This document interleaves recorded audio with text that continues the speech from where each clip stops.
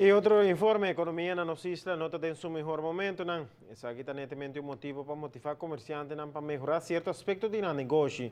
Tem uma oportunidade para herman ideal por meio de um seminário, uma por pôr em prática imediato e riba bom negócio e seguinte nível. Dia 10 de novembro, nós vamos ter Brad Sugars, que é o founder de Action Coach e é um dos top speakers no mundo. Uma pessoa que compartilha a tarima junto com John Maxwell e Robert Kiyosaki.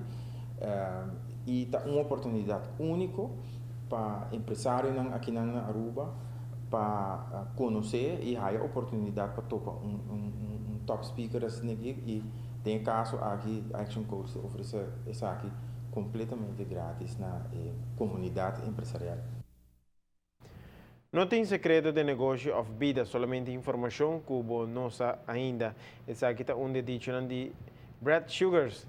Ele está apresentando um seminário com o conceito Buying Customers, compra de cliente.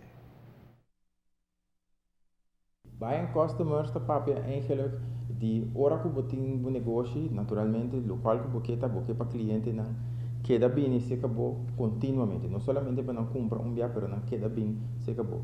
E também, naturalmente, para o cliente não pode um value se acabou, para um lifetime value se acabou e não pode seguir bem e ter profit continuamente se acabou. Então, isso é muito importante para você com a inversão que você tem para o cliente não e que você saca fora. Então, esse é o logo que buying customers que profundizar de budget.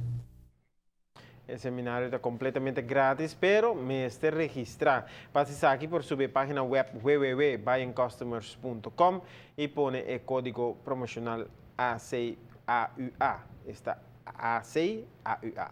Evento aqui está tomando lugar na Mary, dia 10 de novembro, começando por 5h30 da tarde.